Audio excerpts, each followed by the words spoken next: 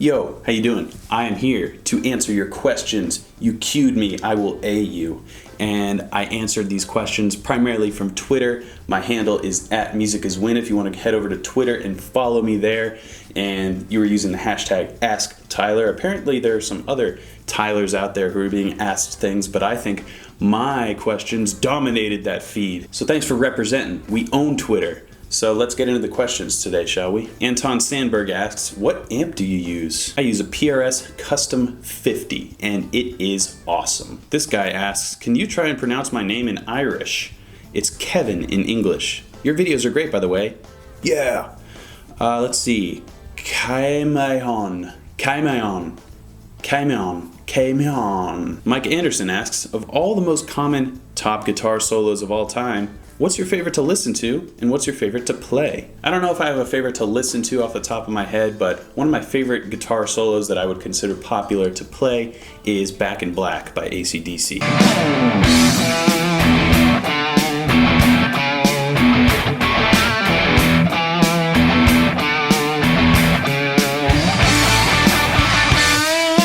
Dan Parsons asks, any tips on mixing audio and video stuff for YouTube? Lighting, recording techniques, stuff like that? Yeah, I have a video here on YouTube called How to Create HQ Guitar Videos, and it goes over all the gear that I use and my process for creating guitar videos for YouTube. So check that out. Jonathan Herman asks, are you always barefoot when recording your videos? This is a funny one. I got a lot of comments on the fact that I was not wearing any shoes in the previous video that I did asking you guys to ask me some questions, and I got a GoPro for Christmas and it revealed my feet. I didn't realize how wide the shot would be because I've never used a GoPro before, so I can tell you that I normally have shoes on, but that time I didn't. Vortex Afternoon asks, what is your day job? No disrespect meant. None taken. My day job and my night job is not a job at all. In fact, it's the greatest thing in the world, and it is running Music Is Win. I'm a YouTuber. I'm a guitar teacher on the internet. That's what I do, and it's friggin' sweet. Jack Stanway asks, how often do you change your guitar strings? Well, it depends on how often I play. I have a few different guitars, so I don't go through strings quite as quickly. I try and vary the axes that I use depending on my playing schedule, but I'll generally change strings anywhere from 2 to 4 weeks of consistent playing on whatever guitar I'm using. Theo asks, best amp software thingy, whatever the name for those are. I believe the term you're looking for is DAW, Digital Audio Workstation, and my favorite one to use is Logic Pro. Daniel Gonsalves asks, how can one overcome the stigma of playing heavily distorted guitar? Society thinks it's noise. To me, it's beautiful. Well, Daniel, I don't think you should let society hold you down. You do whatever you want to do. After all, it's all about distortion and delay, my child. Use distortion and delay, my child. Yes, distortion and delay. Distortion and delay. Rob G asks, how much wood could a woodchuck chuck if a woodchuck could play guitar? I think the woodchuck would eat the guitar, so none? Zeke Willard asks, where do you live? P.S. You're awesome, I love your videos. Thanks, Zeke. I live in Asheville, North Carolina. Come on down and see me. The MQZ asks, if you could only play one scale for the rest of time, which one would you play? The minor pentatonic scale, duh. There's a reason everybody plays that thing. It's freaking awesome. Fuzzy Vengeance asks, why do I suck at sweep picking and legato? Because you obviously haven't taken my modern rock guitar techniques course, which goes very much in depth in sweep picking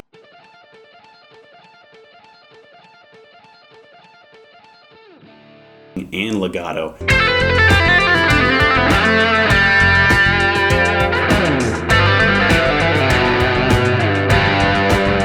as well as a multitude of other modern techniques on the guitar. The course is linked in the description below, go get it. Diego Jiminez asks, what happens if I don't have a tone control on my guitar? Well, that doesn't matter, because tone is in the fingers. Jose Tulio says, I don't have a Twitter, but I have a bunch of questions. Well, where are your questions, Jose? You blew it! Ryan Wish asks, I find it very difficult to build up speed with my ring and pinky finger. I've been playing for 5 years. I'm 16 years old. Wow, you've been playing since you were 11 years old. I can do math.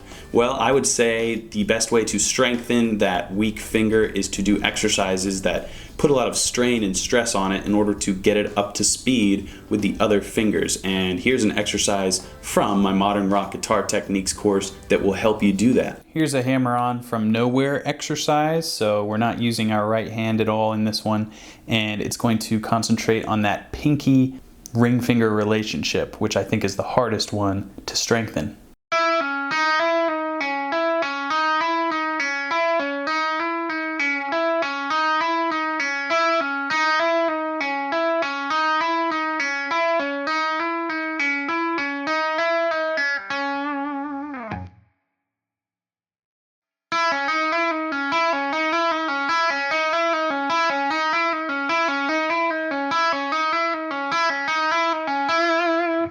Santiago Bolivar asks, should I buy a low-watt tube amp and mic it for band rehearsal and gigging? Or should I keep saving for the big amps? Unless you're playing in sold-out arenas, then I wouldn't bother worrying about having a ton of watts. You can mic up an amp that's 5 watts and make it sound huge depending on the club or place that you're playing at. So worry about the quality of the amp more than how loud it gets. JT Adenolfi asks, what was your first guitar and how old were you when you started playing? I have a video here on YouTube called How Long Have You Been Playing Guitar? And it goes over the fact that it doesn't matter how long you've been playing, it's about how often you play. But the answer to your question is I was 12 years old when I literally picked up a guitar, but it wasn't until high school that I kind of got serious about the axe. I think my first guitar was a Cort guitar. Robbie R asks, which of your tutorials would you recommend for contemporary Christian electric guitar lead? My course Guitar Super System is what I would recommend because it doesn't matter what genre you play, all the theory that you need in order to construct a guitar solo in any genre is contained in that course. It's about learning the information and then applying it to your own guitar playing. I don't show you how to play a lick and be like, okay, there's your lick, now you can only use that lick. I give you information that you can then apply to your playing so that you can fit it into whatever genre you wish. Guitar Super System is linked down below, go get it. Jesse Daya asks, in your previous Q&A, it became apparent that you can't say favorite, so try to say harbor, Kaloar, and theatre. Yeah, I'm just messing with you guys. I know that favorite is the British or UK spelling, but you know, it's wrong. Gabrielle Buenrostro asks, hi Tyler, love your insights. Could you please elaborate on picking styles, i.e. Wild and Friedman? Thanks. I assume you're talking about alternate picking. I go over that stuff in depth in my course, Modern Rock Guitar Techniques. You know, there's the inside, outside approach and the economy picking stuff. All of that is really up to your feel. There isn't one correct way to pick a note. It just matters what style, what genre of music you're playing. I have a kind of angled pick attack that's like the Paul Gilbert style approach because I like to get a little more bite on my notes as opposed to the flat picking round sound of maybe jazz guitar players. Jack Guyon asks, are you endorsed by PRS? And by the way, love your videos. Your playing is amazing. Thanks, Jack. Yes, I am endorsed by PRS, and I am not endorsed in the sense that I'm like Santana and they cater to my every whim, but they do like what I do and they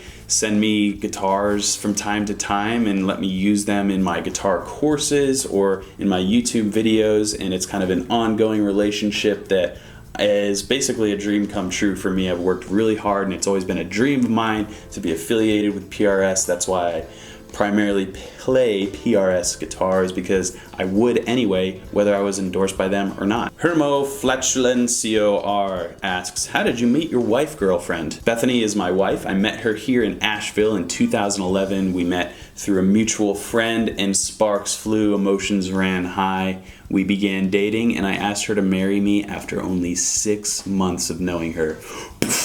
Isn't that crazy? I never thought I would be married, but I'm very happy. She's an awesome girl, as you guys have seen in the videos she's been in, and we've been married for almost 4 years now. I feel awesome now. It's a miracle. Henifi Belarui asks, hey, When you solo over a chord change, how do you make the transition smoother from scale to scale? Thank you. I have a video that you should watch called How to Solo Over Chord Changes, and the basic approach is that I look at each chord in its most basic form, which is a triad. So I approach each chord change as a different triad, and I target those notes first rhythmically, and then I pick and choose individual notes to craft melodic statements. Dimebag Barrels asks, why do guitarists love to use the E chord? Well, that's because the key of E is the key of rock. Brian asks, I find myself wanting to learn more about guitar through your videos and teachings. Where do I start? There's a couple places you can start, Brian. I have playlists here on my YouTube channel that are either music theory related or tips, tricks, and licks related. So you can get a feel for my style, and if you like what you see, then all my courses are linked down below in the description of this video. Guitar Super System is for getting into music theory, and then Modern Rock Guitar Techniques and 5 Exotic Guitar Scales and how to use them are more on the technical side of implementing techniques and different sounds in your guitar playing. And then I also have a course called The Best Beginner Guitar Course Ever if you're new to guitar and want to get started on the path to awesomeness. Ramsey Apple asks, hey Tyler, what would you say is the best way for guitarists and musicians in general to stay motivated? Thanks. Bloop. I have a video here on my YouTube channel that's called When You Get Discouraged on Guitar, and also How to Find Your Sound on Guitar. These two videos I would recommend you check out if you ever get discouraged, because it happens to the best of us. But generally I would say if you ever feel discouraged or I'm just not getting better at guitar, then take a step back. You're putting too much pressure on yourself. Music should make you feel good. So the moment it starts making you feel stressed out, then you are in a mental place that you need to depart from immediately. And you can do this in a couple different ways. Taking a short break from guitar, not an extended break, just a day or two maybe, and then come back to the guitar with a fresh mindset of, I'm just gonna sit down and have fun, man. I'm gonna pick up this thing and rip my favorite solo or my favorite scale, put on a backing track, whatever you can do to make yourself smile while you're playing guitar. That's usually the ticket to get back on the wagon. You can also introduce yourself to new concepts and new music. So maybe if you are only a blues guitar player, delve into the world of jazz or metal. Who cares? Whatever you want to do, just pick something that will invigorate you to try something new and maybe get out of your comfort zone to find a new landscape in your musicianship. Connor Agnew asks, you strike me as someone to whom guitar didn't simply come naturally. Am I correct in this assumption? I suppose. I don't really know what that means. I mean, I know there are like Asian kids who are 5 years old who are prodigies, so I guess that's an example of guitar coming naturally. But I would say when I got started really seriously playing guitar, the fact that I would play for hours and hours a day while other kids were like playing video games or something, I thought that was a key differentiator between me and somebody who would have to really work to even enjoy the guitar. So in that sense, I guess the guitar did come naturally to me because I always wanted to play. You can develop skills and techniques later down the line. That doesn't make you a great guitar player. I think what makes a great musician is somebody who really enjoys what they're doing. I think the best musicians are the ones who enjoy themselves. So if you can naturally enjoy music, then I think guitar will come naturally to you because you'll want to improve on it in order to make the sounds in your head happen on the fretboard. Anwar Zafi asks, can you explain the pathway to be a self-taught guitarist? I actually get lost when I try to learn anything by myself. I think the pathway to becoming a self-taught guitarist is to do exactly what you're doing now, be on YouTube. YouTube is the biggest asset for any musician and if you want to learn, and the guitar community in particular has some really great channels that you can learn some awesome information from. The key for you is to make sure you get quality information and you're not learning the wrong things. So stick to my channel, and I'm sure there's other channels out there that are great as well, but the point is when you find your niche, when you find your sound, the genre or the playing style that really resonates with you, pursue that. Don't try and take on too much at once. Just find a little tunnel vision and you can see the light at the end of the tunnel. You can see the guitar player that you want to be perhaps and work towards that goal. Out of all the topics that I cover on my channel, I think the best thing for you to do is develop some kind of practice regimen as well, because that will help you improve in a timely manner. I have a video called How to Create a Guitar Practice Routine,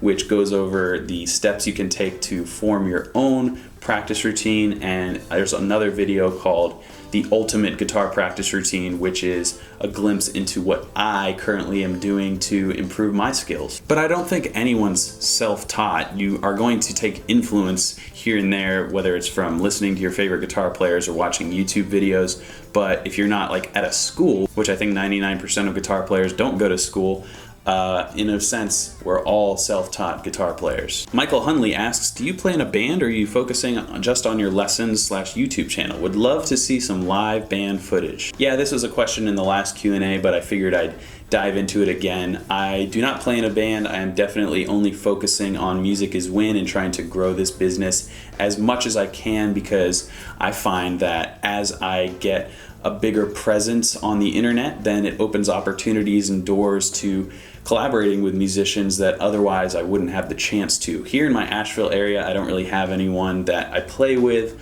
but I do have friends up in Boston where I'm from that I will eventually play with, I'm sure. And also I'm very open to forming a band, even if it's just like a once in a while type thing. Just to have that camaraderie between musicians I think is important, but right now I am focused on you guys and delivering the best guitar content on the internet. Eli Compton asks, any advice for metronome exercises for good timekeeping? As a guitarist with a bad sense of time, I find myself discouraged. Don't be discouraged, Eli. Practicing with a metronome is one of the most tedious things ever, so I like to recommend people use backing tracks as much as they can. Metronome practice is important, and I have a video called Fun New Way to Use a Metronome, which I think is a great way to get introduced to the concept of practicing with a metronome. And there's another video that I have that's called How to Practice Guitar When You Don't Want to Practice Guitar, which involves that transition from metronome to backing track and how to make practicing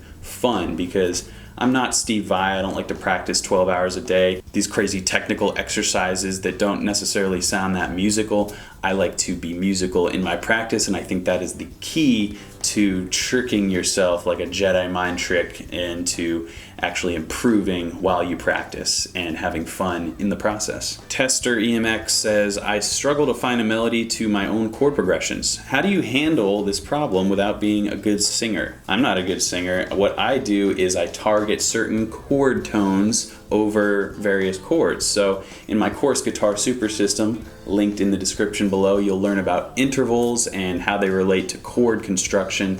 So you'll learn to target certain notes that bring out a sound over a chord progression. You definitely don't have to be a good singer to write effective melodies. I think that's true in many areas across music, but as you practice more, you'll begin to understand which notes sound good over which chords, and then you'll learn to target those notes with little runs and things in between those target notes that eventually make up an awesome guitar solo. Pooper Duper asks, I've never really listened to jazz, and the next course is about that. So, do you have any jazz recommendations? That's right, if you haven't heard already, I am giving you guys a gift for just generally being an awesome, supportive group of people, and I will be releasing a 100% free guitar course on the subject of jazz. That's going to be released before the spring, so probably early March at the latest. But some of my favorite jazz guitar players to check out would be Wes Montgomery, George Benson, Charlie Hunter, Pat Metheny, and Eric Krasno, who's the guitar player for Lettuce. Evan Sales screams, I don't have Twitter! My question is, how do you stay true to yourself musically? Staying true to yourself musically, I'm not totally sure what that means, but I guess it just means doing exactly what you want. So I would say just do exactly what you want musically. If you want to be a funk guitar player, then pursue the genre of funk. If you want to be a singer-songwriter, then get yourself an acoustic. If you want to be the ultimate shred lord, then check out Jason Becker. If you want to be the best metal guitar player in the world, then check out Mastodon or Periphery. I think being true to yourself is enjoying yourself musically and listening to music that you enjoy, and then subsequently trying to create that which you get the same feeling from when you listen to your favorite music. So when I heard Metallica for the first time, I was like, oh, this is so sick. So when I write music, I know that I'm being true to myself musically when I write something that makes me feel generally that same feeling as when I hear a band like Metallica, which I really like. If I'm writing something or working on something and it just really isn't giving me that it factor that I like to feel, then I know that I'm not really on the right path, so I scrap that and start with something new. The more you spend time developing your musicianship, the closer you will become to finding your voice on the instrument. So I think that's the ultimate key to staying true to yourself musically, is finding your own voice on the guitar, and then you'll know when you're speaking in a different accent, so to speak. You will know when you are not totally being yourself, and if you're out of your comfort zone, then that is an indicator that maybe you should get back on your path. But I think the only way to determine that truth is to constantly be working on the craft of guitar, and you can do so by watching my YouTube channel or other guitar players' YouTube channels, taking any one of my guitar courses. Really, you're never smarter for not knowing something, so try and take in as much information as you can and do with it what you will. You don't have to internalize all of it. I think you should just be aware of as much info as you can get, and then from there you can kind of trim the fat and discover exactly what it is for you to feel truly happy as a guitar player. So there we have it, guys. Q&A number 2 down in the books. I appreciate all your questions. Sorry if I didn't get to answer them. I'm going to be doing one of these, I think, every month. So if you didn't get your question heard this time, don't be discouraged. I'm always going to take the questions on Twitter first, so make sure you go follow me at MusicIsWin on Twitter, and I really appreciate it. Again, I thank you for supporting what I do here. I have a ton of fun making videos for you guys every day, and it really gives me a lot of joy to know that I'm helping some of you guys. So with that, I will bid you farewell. Keep shredding. I'll see you next time.